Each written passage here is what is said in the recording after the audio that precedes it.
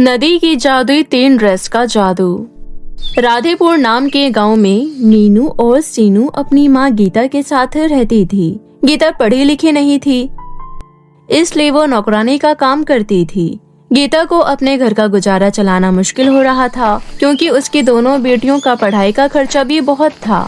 मीनू बहुत समझदार लड़की थी, वहीं दूसरी तरफ सीनू बहुत घमंडी थी और उसे अपने घर के आर्थिक हालातों से कोई मतलब नहीं था। वो बस अपनी सुख सुविधाओं पर ध्यान देती थी। सीनू झूठ बोल बोल कर अपनी माँ से पैसे लेती थी और उन पैसों से अपने दोस्तों के साथ पार्टी करती थी। वहीं दूसरी तरफ मीनू माँ के काम पर जाने के बाद घर का सारा काम करती थी और खाना बनाती थी। एक दिन सीनू अपनी माँ से कहती है, माँ, मुझे स्कूल से साइंस का प्रोजेक्ट मिला है, इसलिए आप मुझे 700 रुपए दे दीजिए। सीनू, मैं आजकल देख रही हूँ तुम किसी न किसी तरह से हमेशा माँ से पैसे मांगती रहती हो। मैं भी तो तुम्हारी ही स्कूल में हूँ, लेकिन मुझे तो कभी इतने पैसों की जरूरत नहीं पड़ती है। तू मुझे माँ के सामने झूठा बनाने की कोशिश कर रही है। तुझे क्या लगता है मैं झूठ बोलकर मम्मी से पैसे लेती हूँ और उससे पार्टी करती हूँ? अगर मम्मी तुझसे ज्यादा प्यार करती है तो इसका मतलब ये नहीं कि तू हमारे बारे में मम्मी के कान भरेगी। सीनू, ये कैसे बोल रही हो? अपनी दीदी से कोई इस लहजे में बात करता है क्या? मीनू बहुत भोली है, इसका मतलब ये नहीं कि तुम जैसा चाहो उससे बोल सकती हो। वैसे भी आज मेरे पास पैसे नहीं हैं, कल मुझे पैसे मिलेंगे तब दे दूंगी। माँ, मैं अच्छे से जानती हूँ कि आपके पास पैसे हैं, लेकिन आप मुझे देना नहीं चाहती। रही बात इसकी, तो इसे मैं अपनी बहन नहीं मानती। ये हमेशा मेरे बारे में आपके कान भरती रहती है। ये घर के काम कर देती है, इसलिए ये आपकी प्यारी बेटी है। मैं तो आपकी कुछ लगती ही नहीं हूँ ना। इतना बोलकर सीनू घर से बाहर चली जाती है। सीनू की ये सारी बातें सुनकर मीनू को बहुत बुरा लगता है और वो रोने लगती है।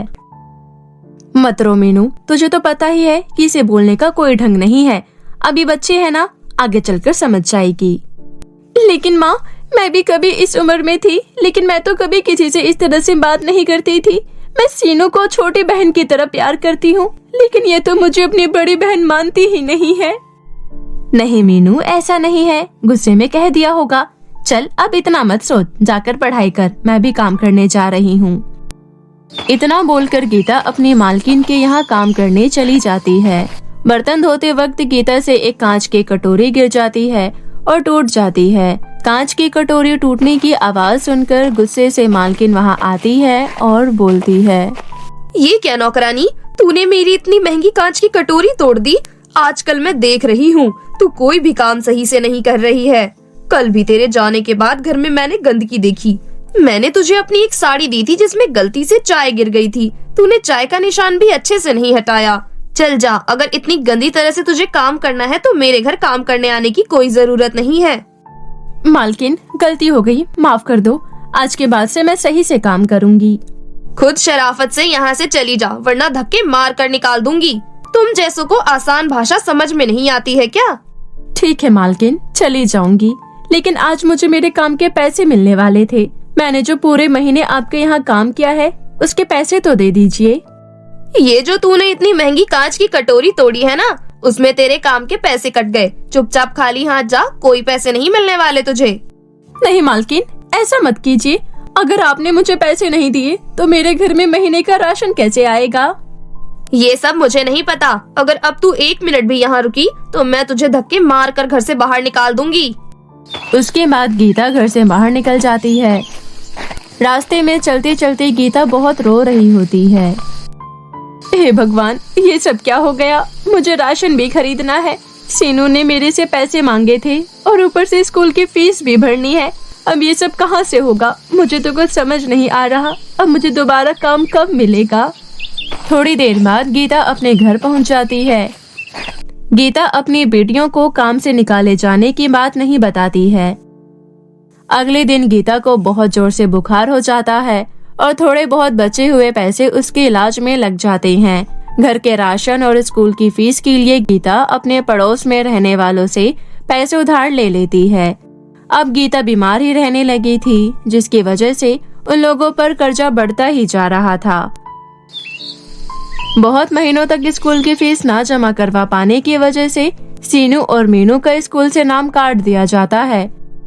सीनू को ये सब देखकर बहुत गुस्सा आता है और वो अपनी माँ से बोलती है, मम्मी, पहले तो आपकी नौकरी चली गई और ऊपर से हमेशा बीमार ही रहती हो।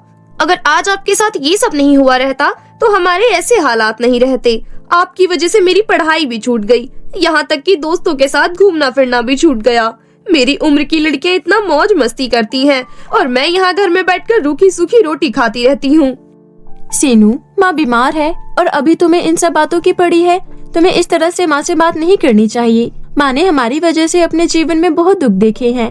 वो हमेशा हमारी खुशियों को पूरा करने के लिए घरों में काम करती रहती थी। वैसे भी मैंने फूल बेचने का काम शुरू कर दिया है। मेरे से जितना हो पाता है उतना तो मैं करती ही हूँ, लेकिन भला मेरे अकेले करने से कितना हो पाएगा। हम दोनों को एक साथ काम करना चाहिए। दोनों काम करेंगे तो घर में ज्यादा पैसे आएंगे। इस तरह से बातें चल रही होती है। तभी एक बूढ़ी औरत आ जाती है। बेटी, मुझे साथ वाले गांव में जाना है, लेकिन मुझे भूख लग रही है। क्या मुझे कुछ खाने को मिलेगा? बुढ़िया, हमारे घर में तुझे कुछ दिखाई दे रहा है जो हम तुझे खाने के लिए दे दे? खुद तो हम रूखी सूखी रोटियां खाते हैं। अम्मा, इसकी बातों का बुरा मत मानना। ये भी छोटी है, इसलिए कुछ भी बोल देती है। इतना बोलकर मीनू एक रोटी लेकर आती है और अम्मा को दे देती है। ये लीजिए अम्मा, हमारे घर में एक ही रोटी है। बूढ़ी अम्मा मीनू से रोटी ले लेती है और वहाँ से चली जाती है। अगले दिन मीनू सीनू के साथ जंगल में फूल तोड़ने जाती है। रास्ते में चलते चलते सीनू अपने मन में सोचती है, ये मीनू खुद को समझती क्या है? ये होती कौन है मुझे अपने साथ काम पर ले जाने वाली? जब मेरे दोस्तों को पता चलेगा कि मैं फूल बेचने का काम करती हूँ, फिर वो लोग मेरा कितना मजाक बनाएंगे। मैं अभी से सबक सिखाती हूँ। तभी सीनू मीनू को रस्सी से पेड़ में बांध देती है और बोलती है, अब तू यहीं रह और रात में तुझे जंगली जानवर मारकर खा जाएंगे। मैं तेरे साथ एक पल नहीं रह सकती। तूने तो मेरा जीना मुश्किल कर दिया है। इतना बोलकर सीनू जाने लगती है। सीनू थोड़ी देर चलने के बाद सोचती है, मैंने इसे रस्सी से बांध तो दिया है, लेकिन क्या पता ये खुद को रस्सी से खोल ले। एक बार देख कर आती हूँ।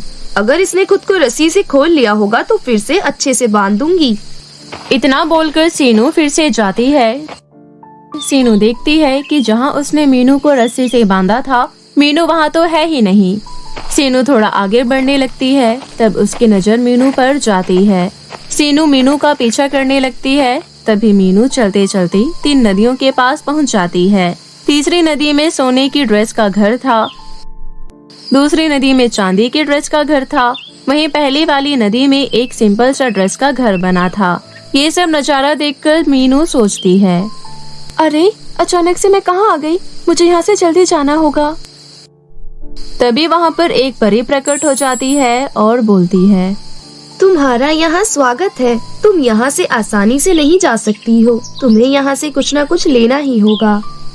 परी को देखकर सीनू मीनू के पास जाकर खड़ी हो जाती है और परी से कहती है, परी, मैं इसकी बहन हूँ। आपने इसको यहाँ से कुछ न कुछ लेने के लिए कहा था ना? पर मैं भी यहाँ से कुछ लेना चाहती हूँ। हाँ हाँ, क्यों नहीं। तीसरी नदी के सोने की ड्रेस के घर के अंदर तुम्हें बहुत सारा सोने का सिक्का मिलेगा।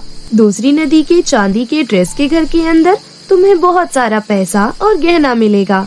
वहीं पहली नदी का ड्रेस का घर मामूली है, इसलिए वहाँ से तुम्हें कुछ नहीं मिलेगा, बल्कि वहाँ पर कुछ बूढ़ी अम्मा है जिनकी तुम्हें सेवा करनी होगी। अब बताओ, तुम दोनों को क्या चाहिए? परी, मुझे सोने के ड्रेस के घर के अंदर जाना है। वहाँ से मैं बहुत सारे सोने के सिक्के लूंगी। उसके बाद मैं चांदी के ड्रेस के घर के अंदर भी जाऊंगी। वहाँ से मैं बहुत सारे पैसे लूंगी। अब मैं इस गरीबी की जिंदगी से थक चुकी हूँ। अब मुझे ऐश करना है। परी, आप मुझे पहले वाले मामूली ड्रेस के घर के अंदर भेज दो। वहाँ जाकर मैं बूढ़ी अम्मा की सेवा करना चाहती हूँ। सीनू, इतना लालच अच्छा नहीं होता। तुम भी मेरे साथ चलो। नहीं, मैं नहीं जाऊंगी। तुम अपना ज्ञान अपने पास ही रखो। तुम्हें लोगों की सेवा करनी है तो करो। मैं यहाँ दूसरों के पैर दबाने के लिए पैदा नहीं हुई हूँ। इतना बोलकर सीनू सोने के ड्रेस के घर के अंदर चली जाती है। तभी मीनू भी मामूली ड्रेस के घर के अंदर चली जाती है। सीनू जैसी ही सोने के ड्रेस के घर के अंदर जाती है, उसकी झाड़ू और डंडों से पिटाई होने लगती है। तभी आवाज आती है, लालची लड़की, मेरे घर से बाहर निकल। अगर तू मेरे घर से अभी बाहर नहीं निकली तो मार मार कर तेरी जान ले लूंगी। सीनू जल्दी से सोने के ड्रेस के घर के अंदर से निकल जाती है और चांदी के ड्रेस के घर के अंदर घुस जाती है। वहाँ जाकर सीनू को बिजली के झटके लगने लगते हैं। तभी उस घर से भी आवाज आती है, लालची लड़की, तू यहाँ भी आ गई, चल निकल यहाँ से। सीनू रोते हुए वहाँ से भी बाहर निकल जाती है। वहीं दूसरी तरफ मीनू जिस मामूली ड्रेस के घर के अंदर जाती है, वहाँ उसे बहुत सारे सोने के सिक्के, पैसे और गहने नजर आते हैं। ये सब देखकर मीनू हैरान रह जाती है। तभी वहाँ परी आती है और बोलती है, मीनू, तुम बहुत ईमानदार हो, इसलिए तुम्हारी ईमानदारी का तोहफा है ये। तुम्हारी बहन बहुत लालची थी, इसलिए उसे उसकी सजा मिल गई है। ये सब तुम्हारा है, तुम इसे अपने साथ लेकर जा सकती हो। ये सुनकर मीनू खुश हो जाती है और परी को धन्यवाद करती है। उसके बाद सोने के सिक्के, पैसे और गहने लेकर मीनू के घर जाती है। वहीं दूसरी तरफ मीनू भी रोते रोते अपने घर चली जाती है। उन दोनों के जाने के बाद जादुई 3 ड्रेस की नदी वहाँ से गायब हो जाती है। मीनू के पास इतना सारा धन देखकर गीता बोलती है, मीनू, तुझे ये सब कहाँ से मिला? गीता के पूछने पर मीनू जादुई 3 ड्रेस की नदी के बारे में अपनी माँ को बताती है। उसके बाद सबसे पहले मीनू एक बड़े अस्पताल में अपनी माँ की इलाज करवाती है। गीता के ठीक होने के बाद मीनू एक बड़ा सा बुटीक खोलती है और एक बड़ा सा घर बनवाती है। वहीं दूसरी तरफ सीनू को अपने किए की सजा मिलने के बाद वो हमेशा के लिए सुधर जाती है और अपनी बहन का हर काम में हाथ बटाने लगती है। इस तरह हमेशा के लिए सब कुछ ठीक हो जाता है और मीनू अपनी माँ बहन के साथ हंसी खुशी जीवन व्यतीत करने लगती है। सौतेली माँ और परी की जादुई फ्रॉक। बहुत समय पहले की बात है। श्रेया नाम की एक लड़की अपने मम्मी पापा के साथ रहती थी। श्रेया के मम्मी पापा उसे बहुत प्यार करते थे और उसकी एक एक विश पूरी करते थे। श्रेया पढ़ाई में भी बहुत अच्छी थी और बहुत नेक दिल भी थी। श्रेया 11वीं में अपने सेक्शन में फर्स्ट आती है और ये बात वो अपने मम्मी पापा को बताती है। मम्मी पापा, मैं अपने पूरे सेक्शन में फर्स्ट आई हूँ, इसलिए मैं चाहती हूँ कि इस खुशी में आज हम कहीं बाहर बड़े से होटल में जाकर डिनर करें। हाँ हाँ, क्यों नहीं श्रेया, तुम हमेशा अपने स्कूल में फर्स्ट आती हो, इसलिए तुम्हारे लिए इतना तो बनता है। चलो अब तुम दोनों तैयार हो जाओ, उसके बाद हम यहाँ के सबसे बड़े होटल में डिनर करने जाएंगे। थोड़ी देर बाद श्रेया और उसकी मम्मी तैयार होकर आती है। उसके बाद सभी एक बड़े से होटल में जाकर डिनर करते हैं। तीनों वहाँ पर बहुत एंजॉय करते हैं। कुछ घंटों बाद श्रेया और उसके मम्मी पापा घर लौट रहे होते हैं। तभी अचानक उनकी गाड़ी के सामने एक बड़ा सा ट्रक आ जाता है और उनका बहुत खतरनाक एक्सीडेंट हो जाता है। एक्सीडेंट में श्रेया की मम्मी की मौत हो जाती है। श्रेया और उसके पापा कुछ दिनों के इलाज के बाद ठीक हो जाते हैं। अपनी मम्मी के जाने के बाद श्रेया बहुत रोती है। पापा, ये सब क्या हो गया? अच्छा होता कि मैं आप दोनों से डिनर के लिए बोलती ही नहीं। मेरी वजह से मेरी मम्मी मुझे हमेशा के लिए छोड़कर चली गई। श्रेया, अब तुम खुद को दोष देना बंद करो। जो होना होता है वो किसी न किसी तरह हो ही जाता है। ये बोलकर राजीव श्रेया को दिलासा देता है। श्रेया बहुत उदास रहने लगती है, यहाँ तक कि वो स्कूल भी नहीं जा रही थी। श्रेया की ऐसी हालत देख राजीव अपने मन में सोचता है, मेरी बेटी कभी भी इस तरह से दुखी नहीं रहती थी। लगता है इसे अपनी मम्मी की कमी महसूस हो रही है। एक काम करता हूँ, दूसरी शादी कर लेता हूँ, जिसके बाद मेरी दूसरी बीवी श्रेया का बहुत अच्छे से ख्याल रखेगी। इतना सोचकर राजीव कुछ दिनों बाद निराली नाम की औरत के साथ दूसरी शादी कर लेता है। निराली की खुद की भी एक बेटी थी जिसका नाम रिया था। शादी के बाद राजीव निराली और उसकी बेटी को अपने साथ अपने घर ले जाता है। निराली देखती है कि श्रेया अपने कमरे में बैठकर रो रही है। उसके बाद निराली श्रेया के पास जाती है और उसे गले से लगा लेती है। मेरी प्यारी बच्ची, अब रोना बंद कर। आज के बाद मैं कभी भी तेरे आंखों में आंसू नहीं आने दूंगी। राजीव ने बिल्कुल सही किया जो मेरे से शादी कर ली, वरना ना जाने तेरा क्या हाल होता। कुछ दिनों तक निराली प्यार का बहुत दिखावा करती है। धीरे धीरे श्रेया को निराली के झूठे प्यार पर यकीन होने लगता है। एक दिन राजीव निराली से कहता है, सुनो निराली, मुझे बिजनेस के डील के लिए ऑस्ट्रेलिया जाना होगा, इसलिए तुम यहाँ अपनी बच्ची के साथ साथ मेरी बच्ची का भी ध्यान रखना। मैं घर खर्च के लिए हर महीने अकाउंट में पैसे भेज दिया करूँगा। इतना बोलकर कुछ घंटों बाद राजीव ऑस्ट्रेलिया चला जाता है। अगले दिन श्रेया निराली से कहती है, माँ, आज मुझे स्कूल की फीस जमा करवानी है, इसलिए आप मुझे स्कूल की फीस दे दो। आज से तेरा स्कूल जाना बंद। घर के काम छोड़कर हर रोज स्कूल चली जाती है। चुपचाप घर के काम कर। माँ, अचानक आपको ये क्या हो गया है? अभी थोड़ी देर पहले तक तो आप ठीक थी। अगर मैं स्कूल नहीं गई तो अपने सपने कैसे पूरे कर पाऊंगी? मैं जैसा बोलती हूँ वैसा ही किया कर। इतना बोलकर निराली श्रेया को एक जोरदार तमाचा लगा देती है। श्रेया रोते हुए घर के कामों में लग जाती है। वहीं दूसरी तरफ निराली अपनी बेटी रिया पर बहुत पैसे खर्च करती थी और उसे घर का एक भी काम नहीं करवाती थी। एक दिन रिया अपने कुछ दोस्तों को घर लेकर आती है और श्रेया के पास जाकर बोलती है, सुन, मेरे कुछ दोस्त आए हैं, इसलिए उनके लिए पास्ता बना दे। रिया, अभी मैं कपड़े तय लगा रही हूँ, जब सारे कपड़े तय लग जाएंगे उसके बाद मैं पास्ता बना दूंगी। तेरी इतनी हिम्मत जो मेरे काम को मना कर दे? मम्मी को बोल कर तो मैं तुझे पिटवाने वाली हूँ, लेकिन उससे पहले मैं भी तेरी पिटाई करूंगी। इतना बोलकर रिया उसके हाथ मोड़ देती है। श्रेया को बहुत दर्द होता है और वो रोने लगती है। रिया, मेरे हाथ में बहुत दर्द हो रहा है, अब मैं घर के काम कैसे करूंगी? चल अब ये रोना धोना बंद कर और जाके मेरे दोस्तों के लिए पास्ता बना। इतना बोलकर रिया वहाँ से चली जाती है। श्रेया को हाथ में बहुत दर्द हो रहा होता है, लेकिन फिर भी वो किचन में पास्ता बनाने चली जाती है। थोड़ी देर बाद श्रेया पास्ता बना देती है और रिया के दोस्तों को पास्ता देने जाती है। श्रेया को देखकर रिया की एक दोस्त बोलती है, रिया, ये कौन है? अरे ये मेरे घर की नौकरानी है। चलो इस पर इतना ध्यान मत दो, हम अपनी बात करते हैं। रिया की ये बात सुनकर श्रेया को बहुत बुरा लगता है और वो रोते हुए घर से बाहर जाती है। रोते रोते श्रेया घने जंगल के पेड़ के नीचे जाकर बैठ जाती है। उसी पेड़ पर बैठकर एक परी फल खा रही होती है। श्रेया को रोता हुआ देखकर परी उसके पास जाती है और बोलती है, क्या हुआ लड़की, तुम क्यों रो रही हो? तुम मुझे अपनी परेशानी बता सकती हो सकता है कि मैं तुम्हारी कोई मदद कर पाऊँ। परी, कुछ महीनों पहले मेरी माँ की मौत हो गई थी, जिसके बाद मेरे पापा ने दूसरी शादी कर ली। पापा के होते हुए तो मेरी सौतेली माँ ने मुझे बहुत प्यार किया, लेकिन काम के सिलसिले से जाने के बाद मेरी सौतेली माँ ने मुझ पर अत्याचार करना शुरू कर दिया।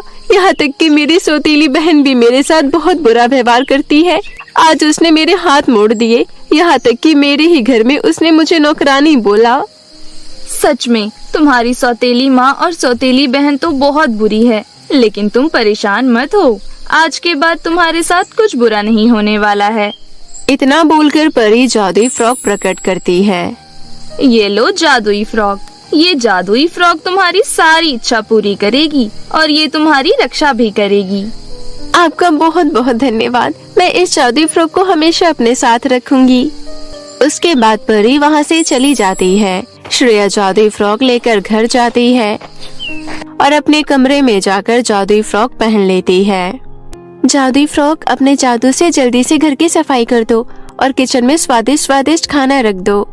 श्रेया के इतना कहने पर कुछ ही पल में घर की सारी सफाई हो जाती है और किचन में खाना बनकर तैयार हो जाता है। जादुई फ्रॉक की मदद से अपने आप घर का सारा काम हो जाता था और श्रेया स्कूल चली जाती थी। श्रेया के स्कूल जाने की खबर उसके सौतेली माँ को नहीं थी। एक दिन राजीव निराली को फोन करता है और बोलता है, तुम्हारा बहुत बहुत शुक्रिया, तुमने मेरी बेटी का इतने अच्छे से ध्यान रखा। इसमें शुक्रिया बोलने वाली क्या बात है? श्रेया मेरी भी तो बेटी है। तुमने उसका ख्याल रखा, जिसकी वजह से एक बार फिर उसने अपने स्कूल में टॉप किया है। चलो अब मैं फोन रखता हूँ। इतना बोलकर राजीव फोन रख देता है। राजीव की बात सुनकर निराली सोच में पड़ जाती है और वो अपनी बेटी से बोलती है, रिया, मैं तो श्रेया को स्कूल जाने ही नहीं देती थी, फिर उसने टॉप कैसे किया? मम्मी, हो सकता है आपको कोई गलतफहमी हुई होगी। श्रेया नौकरानी को तो घर के कामों से फुर्सत ही नहीं मिलती, फिर वो टॉप कैसे कर सकती है? शायद कोई दूसरी श्रेया होगी और पापा ने गलत सुन लिया होगा। नहीं बेटा, राजीव कह रहे थे कि स्कूल से श्रेया की प्रिंसिपल का फोन आया था और उन्होंने ये सब बताया है। कुछ तो गड़बड़ है, पता लगाना ही होगा। उसके बाद दोनों माँ बेटी श्रेया के कमरे के बाहर खड़ी हो जाती हैं। बहुत देर तक खड़े होने के बाद दोनों देखते हैं कि श्रेया जादुई फ्रॉक से कुछ खाने के लिए मांग रही थी और श्रेया के कहने पर वहाँ स्वादिष्ट खाना प्रकट हो जाता है। ये देखकर दोनों माँ बेटी की आंखें खुली की खुली रह जाती है। दोनों माँ बेटी गुस्से से श्रेया के पास जाते हैं। अच्छा, तो मनहूस के पास एक जादुई फ्रॉक है। मैंने देखा इस जादुई फ्रॉक से जो भी मांगते हैं मिल जाता है, इसलिए जल्दी से ये जादुई फ्रॉक मुझे दे दे। नहीं, मैं आपको जादुई फ्रॉक नहीं दूंगी। आपको जो करना है करो, लेकिन ये जादुई फ्रॉक मैं आपको कभी नहीं देने वाली। उसके बाद निराली श्रेया के बाल पकड़ लेती है और रिया श्रेया के हाथ मोड़ने लगती है। तभी वहाँ पर श्रेया के पापा आ जाते हैं और बोलते हैं, मेरी बेटी को छोड़ो तुम दोनों। मैंने अपनी आंखों से सारी असलियत देख ली है। तुम तो एक नंबर की झूठी और धोखेबाज औरत हो। अब तुम दोनों माँ बेटी मेरे घर से बाहर निकल जाओ। देखिए जी, मेरे से बहुत बड़ी गलती हो गई है। अगर आपने हम दोनों को घर से बाहर निकाल दिया तो हम कहाँ जाएंगे? हम पर कुछ तो तरस खाइए। अब मैं कभी भी ऐसा नहीं करूँगी और सच में श्रेया को अपनी बेटी की तरह ही प्यार करूँगी। दोनों माँ बेटी राजीव के सामने बहुत हाथ जोड़ती है, लेकिन राजीव उनकी एक नहीं सुनता। तभी श्रेया बोलती है, पापा माफ कर दो इन्हें। मुझे लगता है कि अब ये दोनों कभी भी कुछ गलत नहीं करेंगे, इसलिए हमें इन्हें एक मौका देना चाहिए। श्रेया के कहने पर राजीव दोनों माँ बेटी को माफ कर देता है। श्रेया की अच्छाई देख दोनों माँ बेटी को खुद पर बहुत शर्म आती है और उस दिन से दोनों श्रेया के साथ अच्छा व्यवहार करने लगती है। इस तरह हमेशा के लिए सब कुछ ठीक हो जाता है और श्रेया अपने परिवार के साथ हंसी खुशी जीवन व्यतीत करने लगती है। तो मेरे प्यारे दोस्तों, आज जो मैं आपको कहानी सुनाने जा रही हूँ वो कहानी है फूल की परियों के जादू की। तो चलिए दोस्तों, कहानी देखते हैं।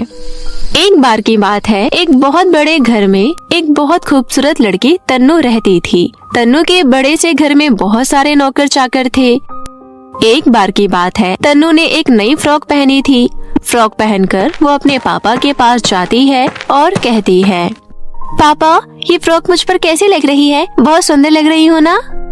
हाँ, इस फ्रॉक में तुम बहुत खूबसूरत लग रही हो, लेकिन तुम्हें इन चीजों के बारे में इतना नहीं सोचना चाहिए। तुम्हें अपनी पढ़ाई पर भी ध्यान देना चाहिए। पापा आप ऐसे क्यों बोल रहे हैं? अगर मैं इतनी खूबसूरत हूँ तो इसमें मेरी क्या गलती है?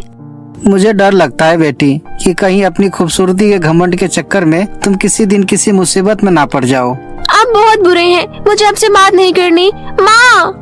अपनी माँ को आवाज लगाते हुए तन्नू वहाँ से चली जाती है।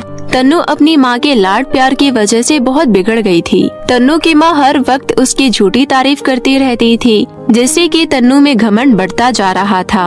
माँ, पापा कह रहे हैं कि मैं हर वक्त अपनी तारीफ करती रहती हूँ, जिसकी वजह से मैं किसी मुसीबत में फंस जाऊंगी। ऐसा नहीं है तन्नू, वो बस तुम्हें चिढ़ा रहे हैं। तुम फिक्र मत करो, ऐसा कुछ भी नहीं होगा।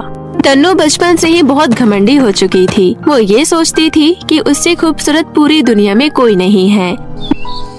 एक दिन तन्नू जब अपने बगीचे में घूम रही थी, वहाँ बहुत ही रंग बिरंगे प्यारे प्यारे फूल लगे हुए थे। उन फूलों को देखकर ऐसा लग रहा था जैसे इंद्रधनुष ने अपने रंग इधर उधर फैला दिए हैं। तन्नू भी उस खूबसूरती का आनंद ले रही थी। तभी उसने देखा कि एक बहुत गरीब लड़की उसके बगीचे में झांक रही है।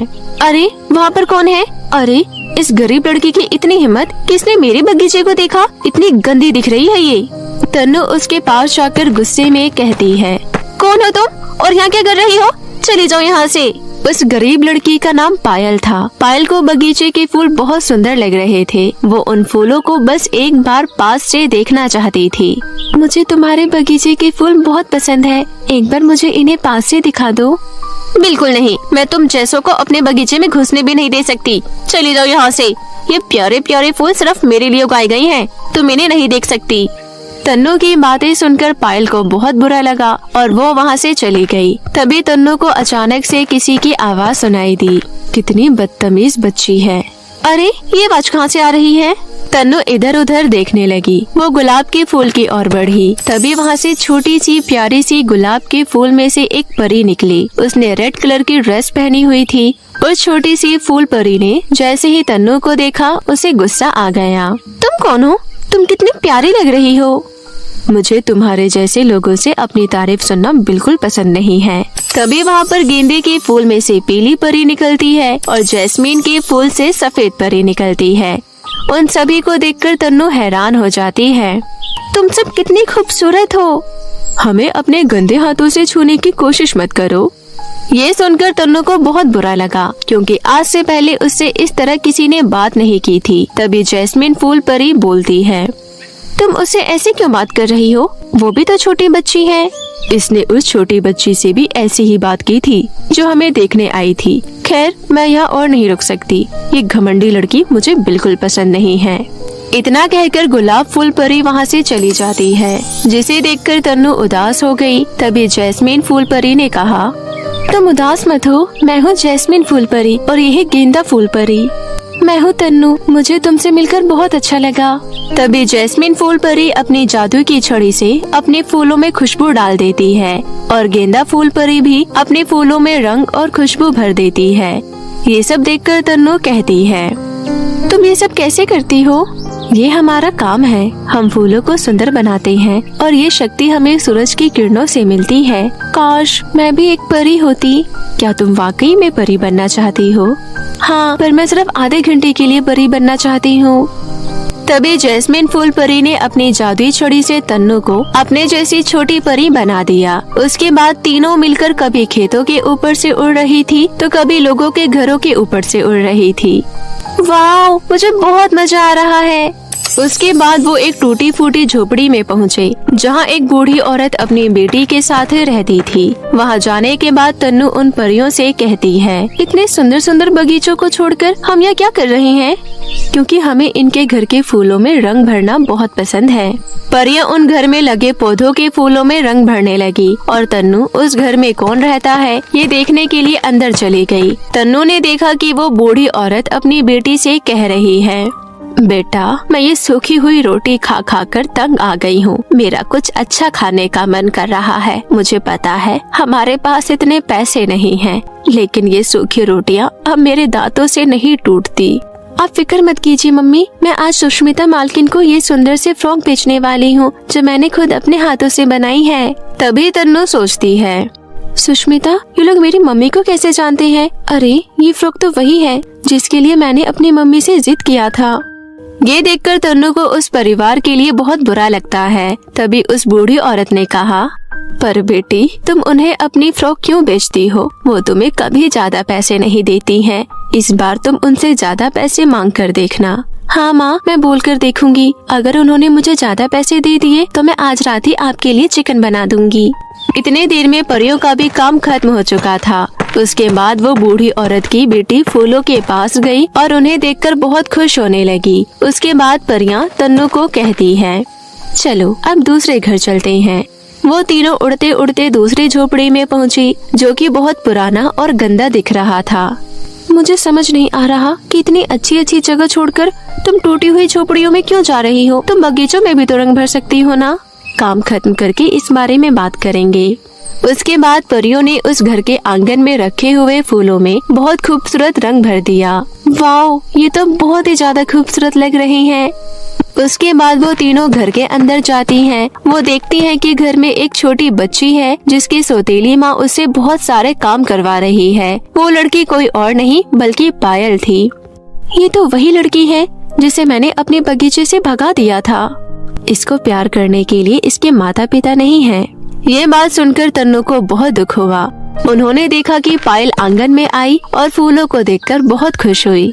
ओह वाओ, कितने सुंदर फूल हैं और खुशबू कितनी अच्छी आ रही है। उसके बाद परी तन्नू से कहती है, ऐसे घर में हम इसलिए आते हैं ताकि हम इन्हें 2 पल की खुशियाँ दे सके, क्योंकि हमें खुशियाँ बांटना बहुत पसंद है। काश मैं भी असली परी होती तो मैं भी खुशियाँ बांट सकती। दोनों परियां ये सुनकर बहुत खुश हुई, क्योंकि तन्नू के मन में दूसरों के लिए प्यार जाग रहा था। तुम तो इंसान हो, तुम तो बहुत कुछ कर सकती हो। अच्छा, हम चलते हैं, तुम्हारा आधा घंटा पूरा हो चुका है। उसके बाद परियां वहाँ से गायब हो गई और तन्नू अपने असली इंसानी रूप में आ जाती है। अरे नहीं, अब मैं घर वापस कैसे जाऊंगी? तभी पायल तन्नू को देख लेती है और कहती है, तुम तो वही हो ना जिसने मुझे अपने बगीचे से बाहर निकाल दिया था। तुम अपने सुंदर बगीचे को छोड़कर यहाँ क्या कर रही हो? मैं रास्ता भूल गई, अब मैं वापस अपने घर कैसे जाऊँ? क्या तुम मेरी मदद करोगी? पायल बहुत दयालु थी। वो तन्नू की बात सुनकर उसकी मदद करने के लिए तैयार हो गई। तब तन्नू ने कहा, मैं तन्नू हूँ और तुम्हारा नाम क्या है? मेरा नाम पायल है। वो दोनों साथ में चलते चलते बातें करने लगती है। क्या तुम यहाँ रहती हो? हाँ, मैं इसी झोपड़ी में अपनी सौतेली माँ के साथ रहती हूँ। वो मुझे पसंद नहीं करती, लेकिन मुझे इस बात से कोई फर्क नहीं पड़ता क्योंकि वो मुझे खाना देती है। दोनों में दोस्ती हो जाती है और बातें करते करते वो घर पहुँच जाती है। पायल, तुम भी मेरे साथ मेरे घर के अंदर चलो। तन्नू ने घर के अंदर ले जाकर पायल को बहुत अच्छा खाना खिलाया। फिर वो उसे अपने साथ बगीचे में घुमाने ले गई और उसने पायल से कहा कि वो जितने फूल चाहे ले सकती है। उसने पायल को दरवाजे तक छोड़ा और उससे माफी भी मांगी। उसके बाद पायल वहाँ से चली गई। पायल के जाने के बाद तन्नू अपने पापा के पास गई। फिर उसने अपने पापा को पायल के बारे में बताया कि उसकी सौतेली माँ उसे बहुत परेशान करती है। तो तुम मुझसे क्या चाहती हो तन्नू? क्या वो हमारे घर में नहीं रह सकती? बिल्कुल रह सकती है। मुझे तुम पर बहुत गर्व है बेटी। तन्नू बहुत खुश थी। उसके बाद वो वहाँ से चली गई। उसके पापा भी अपनी बेटी के फैसले पर बहुत खुश हुए कि उसे दूसरों की कितनी फिक्र है। उसके बाद वो उसकी मम्मी के पास गई। उसकी मम्मी उसी कपड़े सिलने वाली लड़की से बात कर रही थी। मम्मी, मुझे ये फ्रॉक बहुत पसंद आई। मैंने आज से पहले इतनी सुंदर फ्रॉक कभी नहीं देखी। मुझे लगता है हमें इन्हें डबल पैसे देने चाहिए। तन्नू की बातें सुनकर उसकी मम्मी बहुत हैरान हुई। उन्होंने अपनी बेटी की खुशी के लिए उस लड़की को डबल पैसे दिए। वो लड़की बहुत खुश हुई और खुशी खुशी वहाँ से चली गई। तन्नू के पिता ने उससे वादा किया था, लेकिन वो पायल को अपने घर ले आए। पायल भी बहुत खुश थी। तन्नू समझ गई थी कि चेहरे की खूबसूरती से ज्यादा खूबसूरत इंसान का मन होता है। ये एक ऐसा सबक था जो शायद वो कभी नहीं भूल पाएगी। फूल की जादुई परियों ने उसको अच्छा सबक सिखाया था।